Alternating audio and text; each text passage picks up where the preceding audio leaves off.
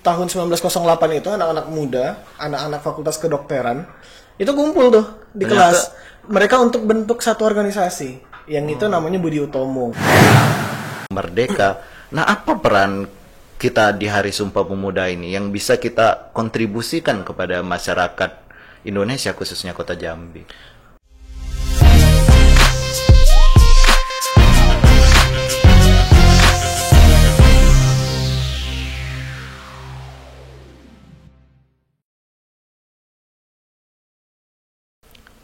Bentar, Mak.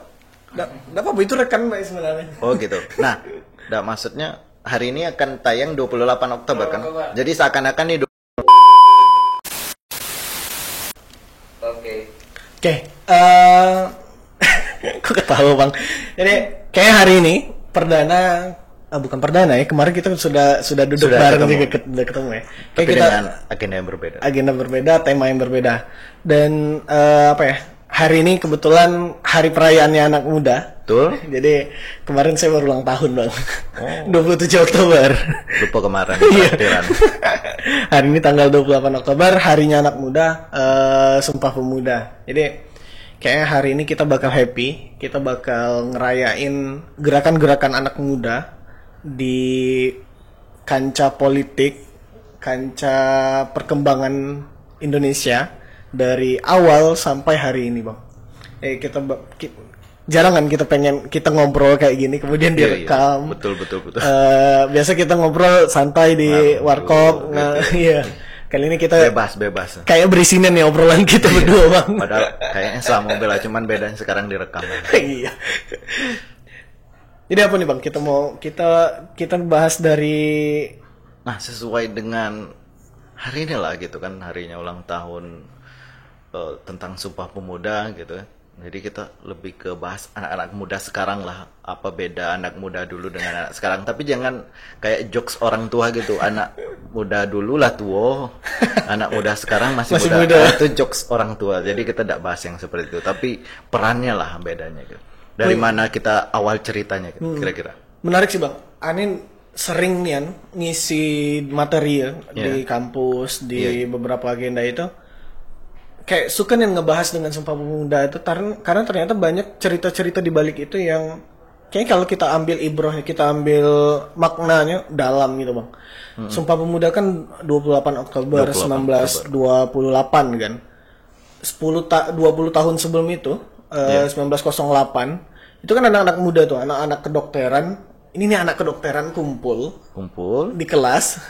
Jadi setelah kuliah kan biasa kita kalau sudah kuliah kita ngumpul dulu kan. Iya. Nah ini di tahun 1908 itu anak-anak muda, anak-anak fakultas kedokteran itu kumpul tuh di kelas.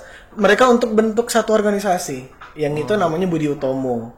Iya. Apa yang kita lakukan dulu di kampus ternyata ada dulu. Dan unik ketika anak-anak kedokteran. Kalau anak fisip kumpul bentuk Budi Utomo mungkin masih biasa lah, memang gitu. Anak politik atau anak ibu pemerintahan gitu. Kerjaannya memang itu kan. Iya. Tapi ini anak kedokteran lah yang ngumpul. Jadi ternyata bukan bahas tentang penyakit. Benar. Jadi mereka sudah bahas terkait dengan peran pemuda. Kemudian 20 tahun setelah itu barulah kemudian anak-anak muda. Nah, ini yang paling saya suka cerita dari Sumpah Pemuda itu adalah di momen posisi ini. Ketika anak-anak muda dari seluruh daerah, dari seluruh provinsi, suku itu kumpul di satu tempat. Mereka ngebahas Sumpah Pemuda. Kan kita ada Sumpah Pemuda kan ada 3 tuh, Bang. Iya. Bertanah air satu, tanah air Indonesia. Berbangsa satu, bangsa Indonesia. Kemudian menjunjung bahasa persatuan, bahasa Indonesia. Di poin ketiga ini yang menurut Ane itu ini kuat dan dalam maknanya. Kayak mana ceritanya anak-anak muda dari seluruh provinsi itu bisa kumpul kemudian menyepakati satu bahasa persatuan. Iya. Kayak Indonesia ini banyak bahasa, bener. Kadang di satu daerah begitu banyak bahasanya, apalagi seluruh Indonesia. Nah, kagum mana dengan anak-anak muda ketika dapat cerita ini, aneh kagum karena mereka bisa ngumpul kemudian bahas satu bahasa persatuan, kemudian mereka menyepakati satu bahasa persatuan. Tahu enggak, Bang, bahasa persatuan jadi dasarnya adalah salah satu bahasa dengan pengguna terdikit Terdikit. Jadi bukan karena ini jadi mayoritas bangsa Melayu jadi Melayu yang dipakai. Benar. Iya. Kan padahal Jawa seharusnya kalau mayoritas Jawa, Melayu, Sunda. iya. Nah, tapi yang ternyata dipakai adalah Melayu kepulauan. Jadi ada Melayu kepulauan yang penggunanya itu kecil, tapi ternyata itu dijadikan bahasa persatuan. Iya, iya. Kan luar biasa nih Bang. Kalau kita datang ke satu conference, ke satu rapat. Mukernas, Rakerda atau apa, Voting terbanyak. Kemudian kita pasti mendorong supaya punya kita yang jadi bahasa persatuan. Tentu kita sebagai tuan rumah dan sebagai orang yang disebut sebagai mayoritas dan orang paling banyak itu. Ya, betul. Nah, kemudian hebatnya anak-anak muda yang datang di rapat itu mereka tidak melihat dari sisi mayoritas minoritas, tapi mereka memilih secara kompleks, mereka merapatkan secara kompleks, barulah kemudian keluar nama bahasa Indonesia yang diambil dari bahasa Melayu kepulauan. Dan aneh ngebayangin mereka ketika pulang kampung, pulang nih ke Jawa nih, ke Jawa. Jadi apa bahasa persatuan kita? Bahasa Indonesia namanya. Diambil dari mana? Melayu kepulauan. Kira-kira abang, ketika abang itu mewakili bahasa Jawa, abang pulang kampung, berani tidak abang ngomong dengan orang-orang di kampung? Bahasa Jawa ini bukan bahasa yang kemudian jadi bahasa persatuan. Itu ada sedikit rasa takut dihakimi. Benar, pasti akan ada rasa takut kita. Kok kalian tak bisa sih bahasa Jawa jadi bahasa persatuan? Kan kita paling banyak penggunanya. Emang kamu tidak ngomong gitu? Tidak ngomong, benar. Pasti ribut kan, pasti ribut. Kalau sekarang ya, tapi ternyata dulu Bang, mereka tidak ribut dengan hal-hal itu. Arti kita mempunyai tujuan yang sama. Benar. Kita lepas alma mater kita dari suku mana, ras mana, tapi kita mempunyai kepentingan bersama di situ, punya tujuan bersama, sehingga keluarlah kesepakatan bahwa bangsa yang kita junjung itu adalah bahasa yang disebut Indonesia. Benar. Kalau dilihat di Eropa, ada Uni Eropa kan, persatuan bangsa-bangsa Eropa.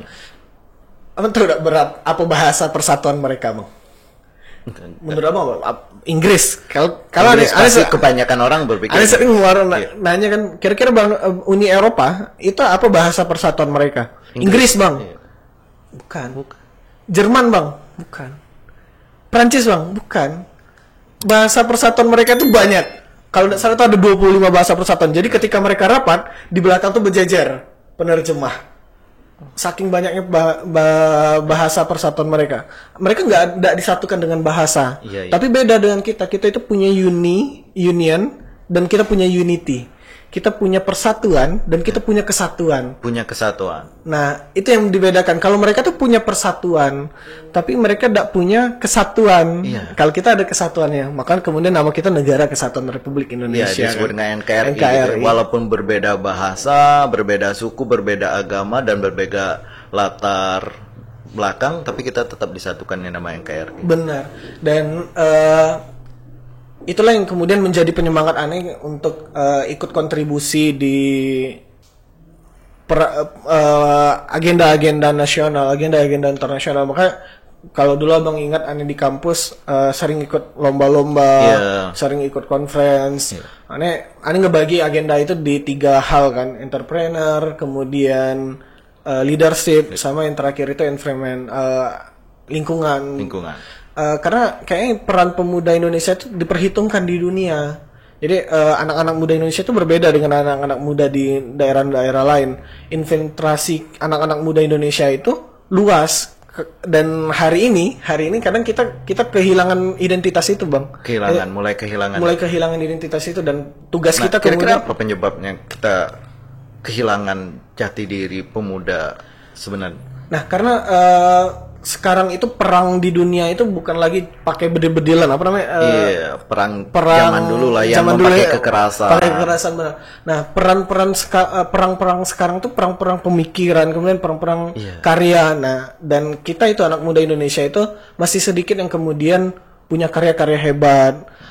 Kita masih sedikit yang fokus di dunia karya, minat, bakat. Nah, kemudian kalau di Korea bisa masuk ke Indonesia dengan apa, Bang? Dengan BTS-nya, dengan drakornya. Luar biasa gitu kan. Amerika punya Hollywood-nya, India punya Bollywood-nya. Tapi Indonesia kira-kira apa? Nah, itu yang kita kehilangan, Bang. Jadi tugas kita kemudian di Sumpah Pemuda ini, di momen Sumpah Pemuda ini. Kita sebagai pemuda nih, ini harus jadi fase di mana kita kemudian punya karya. Abang mesti punya karya, Ane mesti punya karya. Kawan-kawan di yang nonton podcast ini juga harus punya karya. Karya itu nggak mesti kalian bikin konten, itu kan ya karya, tapi nggak mesti karya itu cuman itu. Ketika kita posting sesuatu di Facebook, posting kebaikan-kebaikan di Facebook itu juga jadi karya. Dan kita nggak dituntut kok untuk bikin Facebook baru. Betul. Kita nggak dituntut untuk bikin Instagram baru. Kita nggak dituntut untuk bikin TikTok baru, aplikasi TikTok versi kita. Yang dituntut kita adalah mengisi TikTok, kemudian Facebook, Instagram dengan karya-karya kita. Udah dikasih fasilitas nih oleh Bang Mark. Apa tahu Bang Mark? Yang punya Facebook? Yang punya Facebook. Oh iya. Yang hobi pakai kaos polos ya. Iya. Sama. Nah, beliau kan udah bikin di Facebook nih.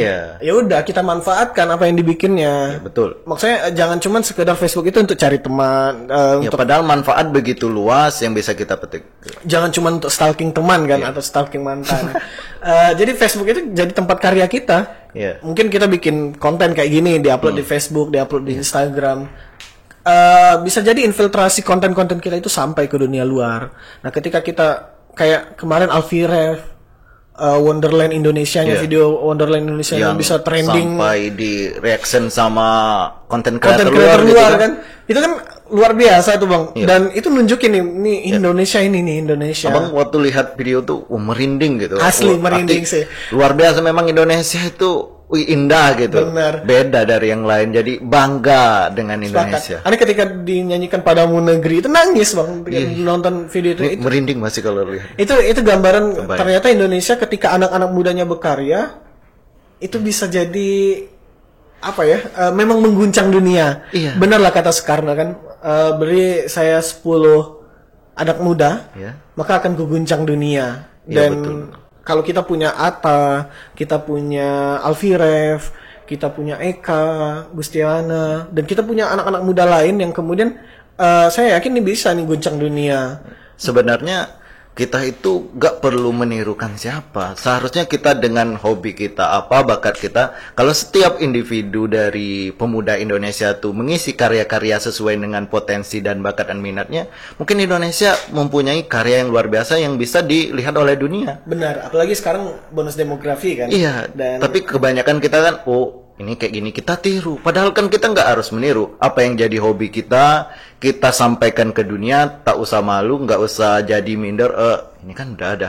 Ya kita cukup, itu asal hobi kita, pengen yang kita itu ya kita lakukan aja.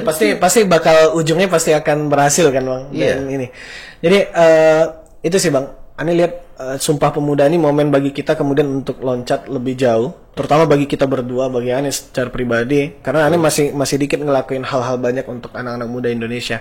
Ani punya mimpi bisa ngebimbing anak-anak muda, bisa ngedampingin anak-anak muda yang pengen berwirausaha, pengen terjun di dunia politik terutama, supaya mereka bisa ngambil peran masing-masing. Nah, kalau menurut Hafid, apa yang jadi sekarang ini kan Hari Sumpah Pemuda. Tentu kita nggak berjuang lagi, nggak perang lagi, nggak terpecah belah lagi. Kita sudah disatukan oleh persatuan dan kesatuan. Sekarang kita sudah jadi bangsa yang merdeka. Nah, apa peran kita di Hari Sumpah Pemuda ini yang bisa kita kontribusikan kepada masyarakat Indonesia, khususnya Kota Jambi? Kalau peran pemuda, pasti banyak sih peran pemuda yang bisa terlibat ya. Kita bisa terlibat di agenda-agenda lingkungan kita, kita bisa terlibat di agenda-agenda RT kita. Termasuk kita bisa ngaktifin organisasi-organisasi, Bang. Hari ini Ane pengen bikin bentuk banyak komunitas untuk bisa sampai ke titik paling dalam di Provinsi Jambi, terutama di Kota Jambi.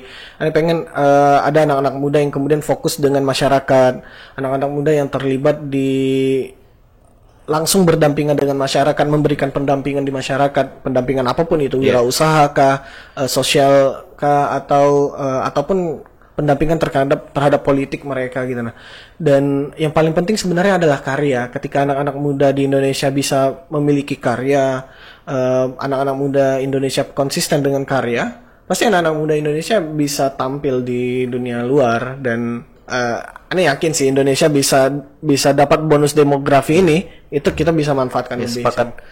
Karena kalau dari Abang sendiri, Fit, itu kalau tadi Hafid bicara karya, sedangkan Abang bicara lebih ke pemuda tuh kontribusinya terhadap masyarakat. Sesuai dengan kata Bung Karno, dia akan menjadikan masyarakat Indonesia dan pemuda Indonesia itu menjadi manusia yang paripurna. Paripurna itu yang manusia yang telah selesai dengan urusannya sendiri. Artinya dia membantu masyarakat banyak, membantu masyarakat Indonesia dan memberikan kontribusi yang nyata. Benar-benar. Itu sih Bang. Dan mudah-mudahan ya sekali lagi ini Sumpah Pemuda, momen Sumpah Pemuda ini jadi momen di mana kita anak-anak muda bersatu, di mana ini momen anak-anak muda bersepakat bahwa kita harus punya peran lebih di pemuda, seperti pemuda-pemuda di masa lampau ketika Indonesia merdeka, ketika Sumpah Pemuda. Indonesia merdeka kan anak pemuda juga turun. Kalau Bung Karno nggak diasingkan oleh pemuda kan nggak merdeka. Arti dari dulu dan sampai sekarang pemuda itu mempunyai mesin yang panas, sehingga harus terus bergerak untuk kontribusi yang luar biasa untuk Indonesia. Oke Bang, mudah-mudahan pembicaraan kita hari ini ada makna yang bisa diambil oleh kawan-kawan yang nonton. Jangan lupa nih di subscribe dulu supaya kawan-kawan di PKS Kota Jambi ini semangat untuk ngonten terus. Jadi di YouTube ini, di YouTube PKS Kota Jambi ini banyak konten-konten menarik yang bakal di-share, yang bakal nanti akan kita sajikan tentunya kepada teman-teman PKS TV Kota Jambi. Benar. Dan insya Allah banyak informasi-informasi yang informatif yang bisa didapatkan oleh kawan-kawan subscriber PKS TV Kota Jambi. Oke Bang, thank you. Assalamualaikum warahmatullahi wabarakatuh. Waalaikumsalam warahmatullahi wabarakatuh.